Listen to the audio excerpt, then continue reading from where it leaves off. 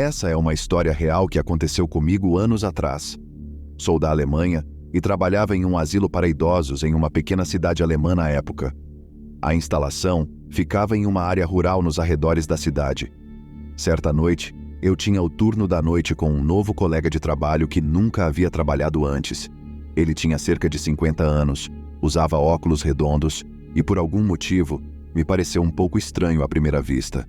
Sempre havia apenas 2 funcionários sozinhos nas instalações à noite e nosso trabalho era cuidar de mais de 100 quartos, moradores em 3 andares e fazer rondas de controle por toda a instalação. Por motivos de segurança, não podíamos usar os elevadores à noite e tínhamos que usar as escadas. Lembro-me do clima estranho daquela noite. Havia uma tempestade e um clima selvagem lá fora quando meu turno começou, por volta das 10 da noite. Naquele momento, a maioria dos funcionários já havia saído e apenas uma enfermeira mais velha estava na sala de reuniões do 2º andar, onde era a nossa sede à noite. Ela não estava acostumada com os programas de computador mais novos e demorava mais para terminar de escrever. Eu e meu colega de trabalho começamos nossa primeira ronda pela casa, usando as escadas que tinham portas pesadas que precisávamos fechar devagar e com cuidado para evitar ruídos. Tudo estava tranquilo. A maioria dos idosos já estava dormindo, e depois de verificarmos todos os quartos, sentamos na sala de reuniões do 2º andar e terminamos de preencher alguns papéis. A enfermeira idosa já havia saído. Todas as portas para o exterior estavam fechadas, e a casa estava completamente fechada quando nos sentamos à mesa. Depois de 15 minutos sentados na sala de espera, de repente uma porta pesada da escada foi arrombada com força. Eu corri para o 3º andar e meu colega de trabalho correu para o térreo. Não vimos nada nem ninguém. Até verificamos as janelas da escada. Todas estavam fechadas.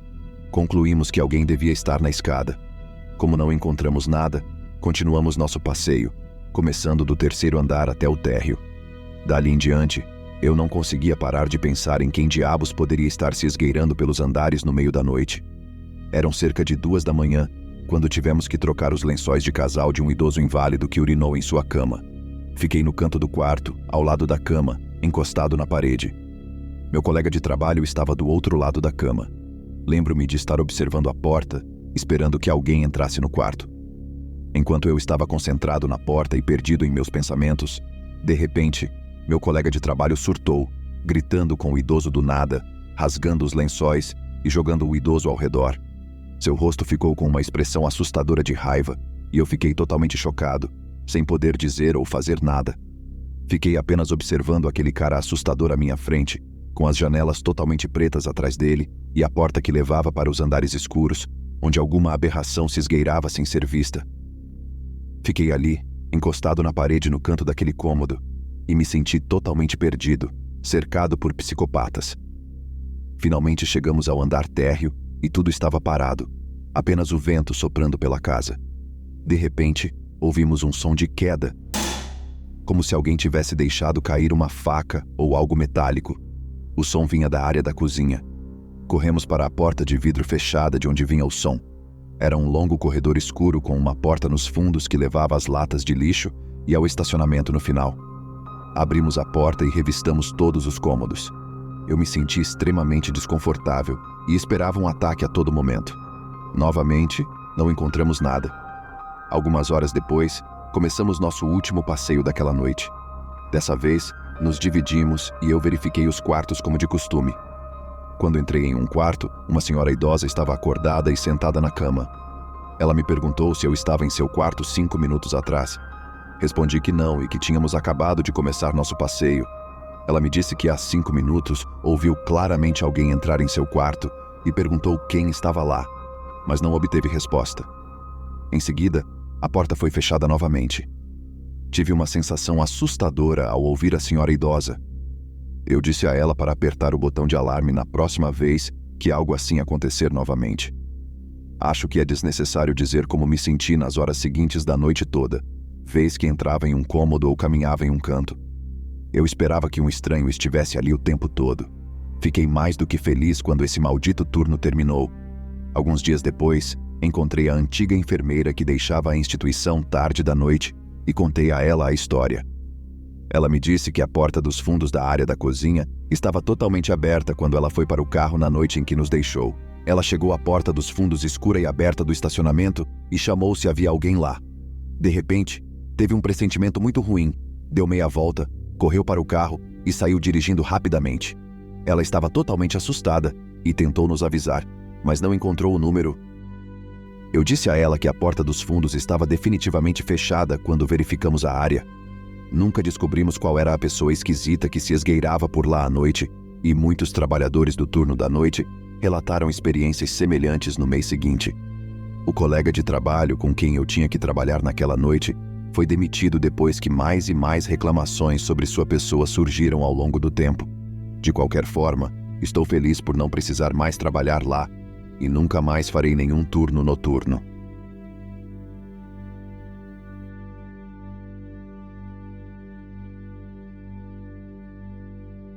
Fui inspirado pela história de alguém sobre um evento ocorrido enquanto era paramédico, e isso me fez relembrar algumas das coisas estranhas que ocorreram no turno da noite em uma cidade altamente populosa de Socal.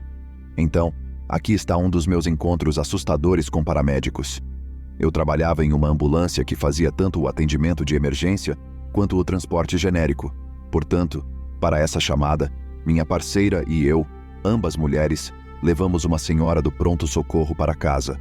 Essa vizinhança é um pouco problemática, e nós dirigimos até uma quadra distante da conhecida Rua das Prostitutas e Cafetões para que pudéssemos terminar nossa papelada e limpar o equipamento.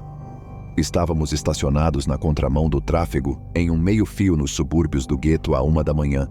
Eu tinha acabado de limpar e estava do lado do passageiro com a porta aberta, enquanto minha parceira estava sentada no banco do passageiro, ainda terminando seu relatório. De repente, ouvimos a voz de uma garota algumas casas atrás de nós gritando: "Não, não, deixe-me em paz." Enquanto um rapaz grita: "Você não pode levá-la." Eu e meu parceiro olhamos um para o outro e depois para a estrada, porque agora ouvimos um carro acelerando como um cortador de grama furioso. Tudo o que vejo são faróis vindo em minha direção. Dou um salto voador para dentro da cabine e atravesso o colo da minha parceira, enquanto ela bate a porta atrás de mim, bem na hora, porque o carro chega literalmente a centímetros do nosso equipamento. Eu teria sido esmagada se não tivesse reflexos bons. Quando o carro passa, vemos que o motorista é um hispânico careca e cheio de tatuagens, que está jogando casualmente um cigarro pela janela. No banco de trás, há uma garota em suas roupas íntimas, batendo desesperadamente na janela. Enquanto isso, do lado de fora do carro, há um cara em suas roupas brancas apertadas. Ele tem uma pegada estranha de Homem-Aranha, com uma mão segurando o teto e os pés apoiados na porta, e também está socando a janela. Acendo as luzes e as sirenes na esperança de assustar o motorista, e meu parceiro pega o rádio e diz para a central fazer um breve resumo e enviar policiais para nossa localização. Eles nos rastreiam por GPS. O motorista não se intimidou nem um pouco com a nossa exibição. Parou na via expressa, como se faz em uma situação como essa. Olhou para nós pelo espelho, acendeu o cigarro e foi embora. Naturalmente, nós, duas mulheres desarmadas, o perseguimos. O motorista está correndo, andando de um lado para o outro, tentando sacudir o cara de cueca. Vemos o cara cair e correr atrás do carro. Um momento depois, a garota sai voando do carro em uma cambalhota nada graciosa. Os dois decolam para trás de um daqueles disjuntores gigantes, que às vezes se vê nas ruas da cidade, enquanto o motorista termina sua imitação de Mario Kart e vira à esquina. Nós mesmos seguimos pela esquina e paramos para verificar o número da placa, mas, infelizmente, ele estava exibindo um anúncio de um lote de limões. Como ele se foi, presumimos que é seguro sair e realmente fazer nosso trabalho, cuidar dos feridos. Saímos com a bolsa de socorro e meu parceiro fica vigiando enquanto eu corro para a coisa gigante de energia, mas a dupla quase nua desapareceu. Nesse momento, 5 carros de patrulha chegam, um pouco tarde, rapazes, e perguntam se fomos nós que pedimos reforços. Nós nos contivemos para não perguntar se eles viram outros paramédicos assustados na vizinhança, e lhes contamos a história. Eles perguntam para onde foram os 2 que escaparam do carro, e nós respondemos que não sabemos. Eles pedem uma descrição e uma possível direção, e nós dizemos a eles que se forem para a esquerda e virarem à esquerda mais 3 ruas abaixo, e pararem um pouco antes da EC Boulevard, verão 2 pessoas de cueca e provavelmente cobertas de ferimentos na estrada. Com muita ajuda, acrescentei o desenho da bermuda do cara e eles ficaram nos encarando por 1 minuto. Percebendo que estávamos falando sério, 3 carros foram embora. Cerca de 5 minutos depois, um deles avisa por rádio que os encontrou. O mais importante é que eles negaram tudo. Nenhum carro, nenhum sequestro, nenhuma perseguição. É claro que não podem explicar por que estão a quase 1 quarteirão de distância da casa deles, vestindo apenas o suficiente para não infringir nenhuma lei de atentado ao pudor, por não estarem calçados ou por terem muitas marcas de estrada. Como tecnicamente eles não fizeram nada de errado e não desejavam prestar queixa ou ser tratados por nós, foram liberados. Mas sempre vai ficar esse mistério na minha cabeça. O que aquele cara queria?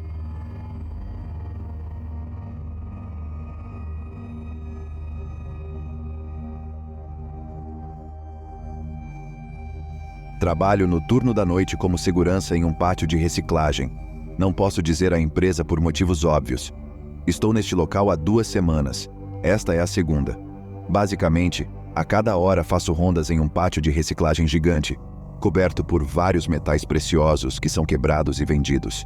Durante meu turno, verifico vários pontos de controle e asseguro que ninguém além de mim esteja no pátio instalação.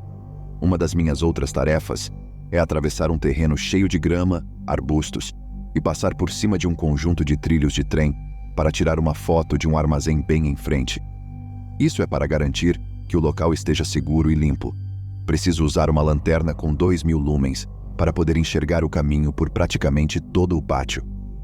Bem, há apenas 1h30, na minha ronda, passei pela grama e pelos trilhos do trem. Tirei a foto do armazém e a enviei. De repente, tive a intensa sensação de que estava sendo observado. Os cabelos da minha nuca se eriçam e fico paralisado. Minha lanterna ainda está acesa e apontada para o armazém. Viro-me lentamente e aponto a lanterna para trás de mim. Não acredito. A cerca de 10 metros de distância, vejo um homem branco, magro, velho e enrugado, com uma grande barba branca, sentado em uma cadeira. Ele estava olhando diretamente para mim. Ele estava usando um macacão jeans sujo e o que eu acho que era um chapéu de cowboy estilo faroeste. Ele estava com a pele nua sob o macacão. Acidentalmente, deixei cair minha lanterna por causa do choque. Lembre-se de que há pequenos fragmentos de metal literalmente em toda parte no chão. Não consigo ver nada agora, pois a lanterna está virada para longe da minha visão. Tudo o que ouço é o arrastar, triturar de metal de passos que correm rapidamente em minha direção. Quando os passos de metal triturando estão a cerca de 1,5 metros de mim, eu os ouço desviar rapidamente para a esquerda e passar por mim. Em 3 ou 4 segundos, o barulho de metal desapareceu, seguido pelo som distante de arbustos farfalhando. Então peguei minha lanterna do chão e apontei para o som. O velho havia desaparecido, passando pelos arbustos, sabe-se lá para onde. Eu estava tremendo de adrenalina e medo. Consegui recuperar o fôlego e liguei para vários contatos de emergência. Quando eles chegaram, o idoso já havia desaparecido há muito tempo. Acredito que talvez ele estivesse lá apenas para observar a passagem dos trens em atividade. Digo isso porque a cadeira de metal estava de frente para os trilhos. Ela ainda está lá. Tirei uma foto dela. Mais como uma lembrança do que qualquer outra coisa. Agora estou no escritório, ainda apavorado e sozinho. Tenho que terminar meu turno hoje à noite e amanhã fazer outro turno de 11 horas na noite. Não vou me demitir porque preciso do dinheiro. Só queria desabafar.